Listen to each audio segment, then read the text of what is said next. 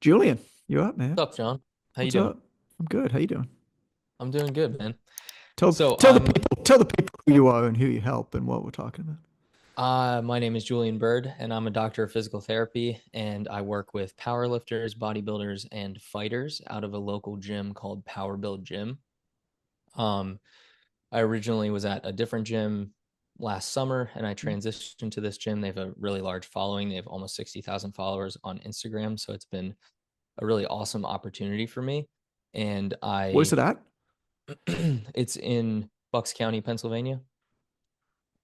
Powerlifting gym in Bucks County, Pennsylvania, 60,000 followers. Jesus. I mean, this is a pretty affluent area, Yeah. and the gym was like $2 million to open, and Hmm. it's got top tier equipment, so that it's Cool. in high demand. Yeah, that's And great. he's expanding again, which is part of my question today. But Okay. I've seen a lot of success. I'm looking at hiring, and now I'm starting to think about like where I want the business to go. So I Okay. want to kind of brainstorm that and get your thoughts. Okay. So where are we starting? So historically, I've had a tough time with Instagram for a couple reasons. Like mainly because I thrive in person, Hmm. and being in my house all the time and not seeing people throughout the day is like draining for me. Yep. And I saw a big bump in my business when I went hybrid from being completely virtual to having a practice where I see people. Beautiful. Um, and so part of me really wants to keep that, but another part of me really wants to be able to have freedom and travel. Okay. Um, I also have thought about having my own physical location, like a brick and mortar practice. Um, Maybe very far in the future, my own gym that integrated physical therapy. Okay. But I'm not sure, like, as this gym expands, if I want to expand with them, if I want to set my sights on trying to get my own brick and mortar practice, or if I should try to go more into the digital virtual realm. Right. This gym is okay with you doing your own thing as well as working for him? Yeah. Yeah, Yeah. okay. Okay. How old are you? 31. Where is the bigger pull now? Is it business, financial? Is it travel? That's a good question. I think as I've really like poured into my business over the past 4 or 5 months, it's definitely a lot of time that I'm Mhm. spending, multiple 12-hour days a week, Yep. which is draining. And so I think more about getting away and like how sustainable is this? But at the same time, I don't own a home. Yeah. And I want to like really be able to pay off student debt and all of that kind of stuff. So equally, like I want to be able to have time for travel and freedom, but also to continue to build and scale this. There are certain moments or potential experiences that we all get to have in our lives that expire and others that don't. It's something to think about. I don't know what the right answer is for you. Yeah. Um, but the pull for, call it exploration, I would say, whether that's travel or not, but the pull for exploration that you're feeling, um, is probably not going to go away, and it's going to get more difficult for you to make the jump and to do it with every day that passes. Um, as opposed to starting a gym and building a gym, for example.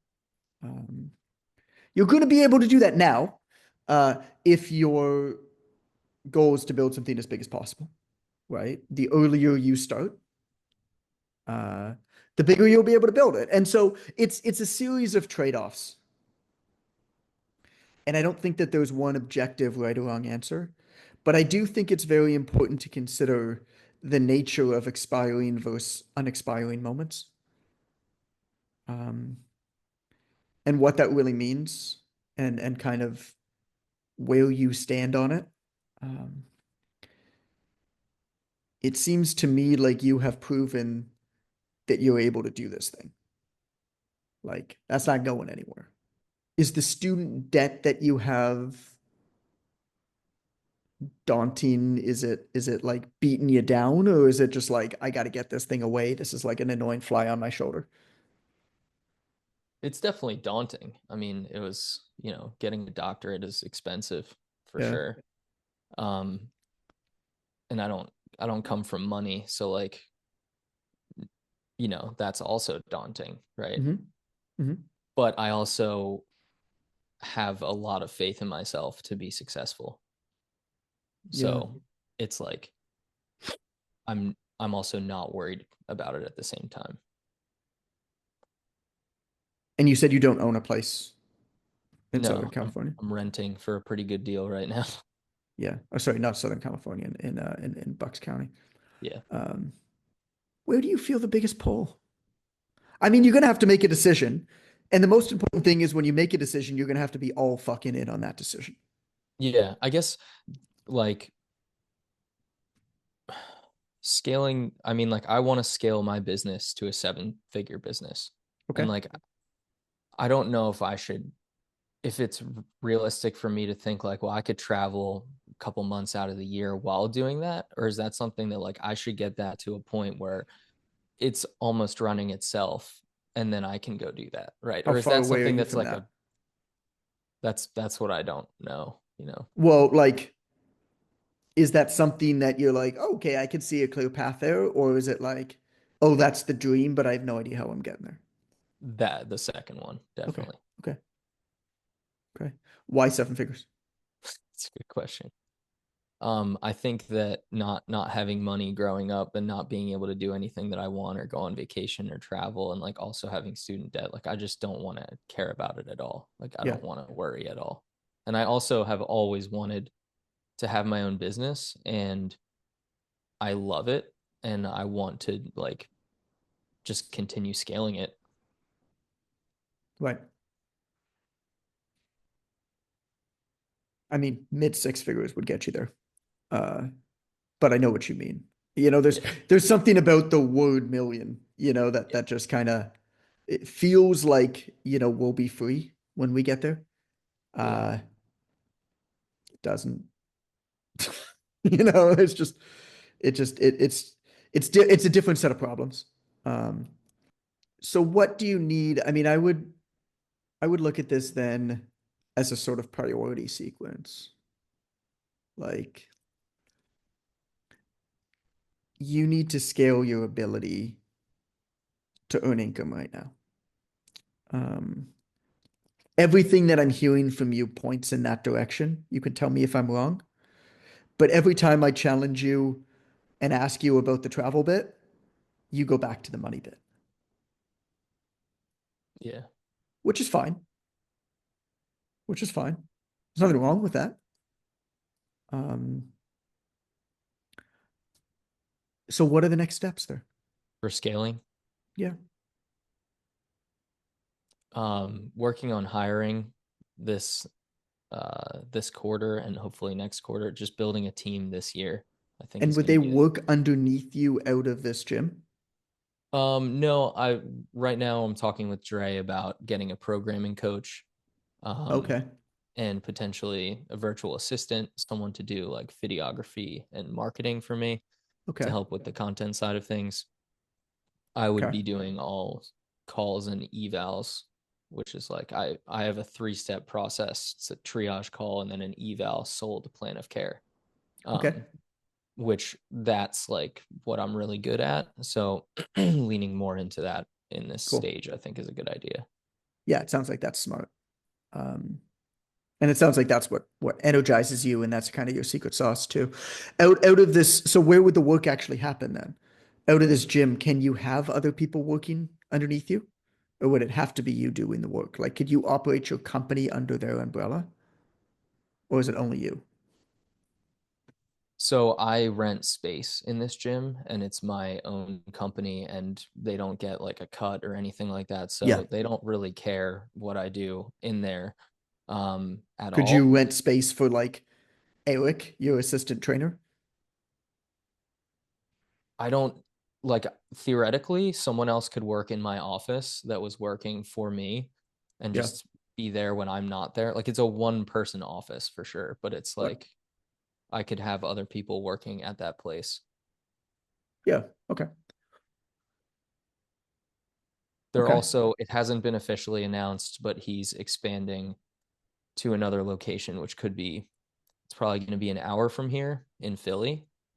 And, I talked to Dre about like, should I push towards expanding with him or should I, he's also been the owner of the gym and the marketing director are a bit flaky and like not super reliable.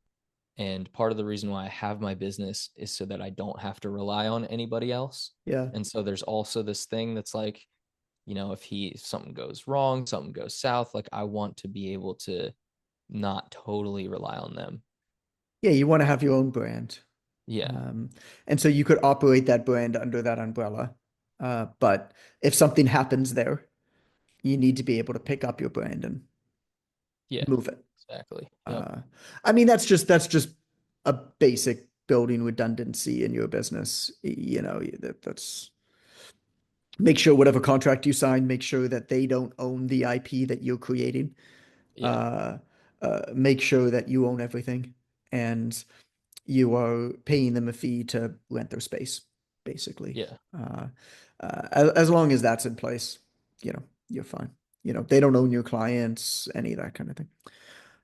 Um, how much of your program and your service have you productized? What do you mean by that? How much of it is operationalized? How much of it is documented? Uh, how many elements of it could you pick up and hand to somebody else who is qualified today and they would be able to run that aspect of it? Not many. Like I've started doing the SOPs for the programming side since that's Okay. what I'm looking to hire next, Yep.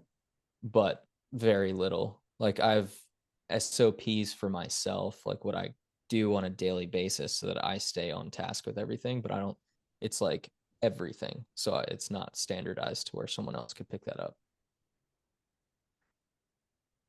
I mean, that's the key to growth of a business. The key to growth of a business actually comes down to how well you choose your customers, um, and how much they fit into your square of competency. And it does not mean necessarily that you can't help somebody who's outside of that box. And you might decide at some point to take on somebody who's outside of your box, appreciating the fact that it's going to be considerably more work and manual, which is kind of how you're doing it now anyway. But the only way, and this is what the vast majority of people who are building any type of fitness business are missing, the only way to scale any coaching company is to productize and operationalize it so that they're removed from every aspect if they need to.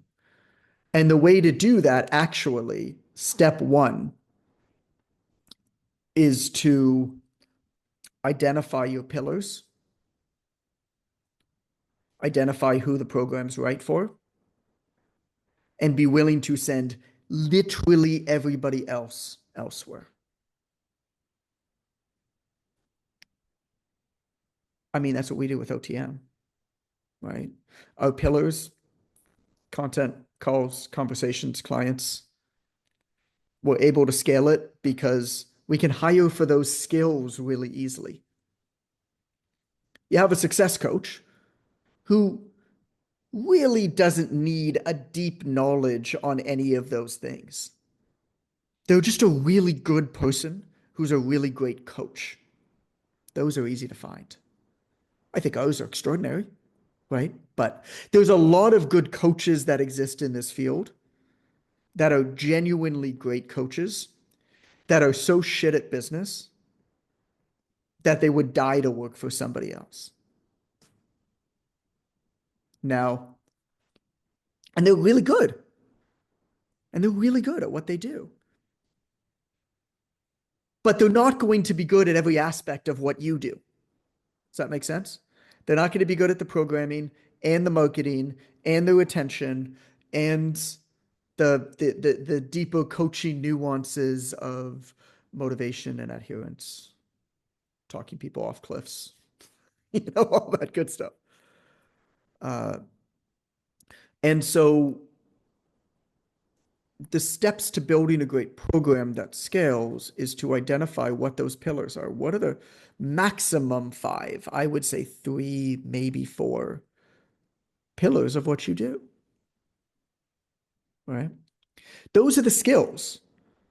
Because then as you start to hire, you can hire people who are extraordinary at that one skill, like your programming coach. Like that's a start. Um, your programming coach, generally people in our industry who are great at programming are often not great at the social aspects of the business, to say it nicely. They're the kind of person who probably shouldn't speak to clients. Like honestly. And that's fine. I mean, you are all extraordinary and the top 1% of the 1% because what you're able to do is inhuman. To be um, socially with it, to understand the psychology and be able to work with that, and the programming, and have the education. And by the way, be able to do the marketing and the sales and the retention. That's like 7 humans, dude. And that's what we're trying to work with you on as you're building out this business is actually that's like 7 humans. And the only way that you're going to get there is to say, who do I work with? Who do I not work with? How can I turn my service into a product? What are the pillars of that product? What are the different people that I need in order to fulfill it?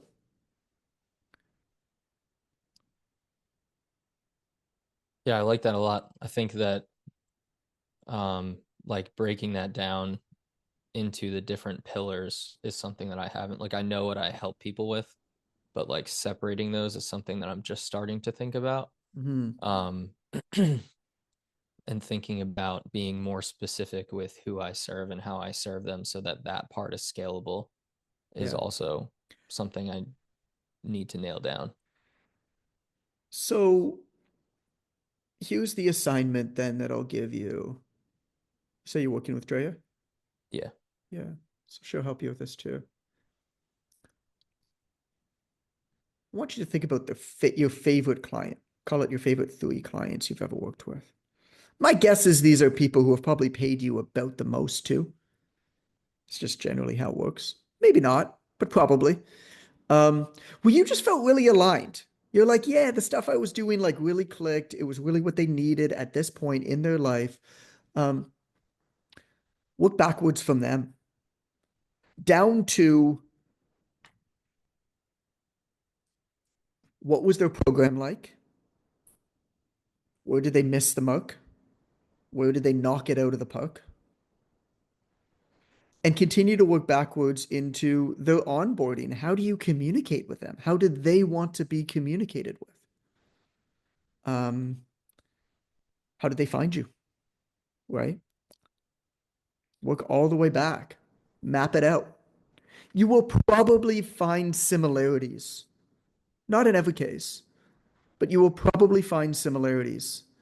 And it goes beyond demographics, right? Like, I mean, look at this call. There's people from all over the world, men, women, there's younger, there's a little bit older, like there's people who have families, there's people who don't have families, like all the demographic information that you could possibly imagine is just thrown out the window.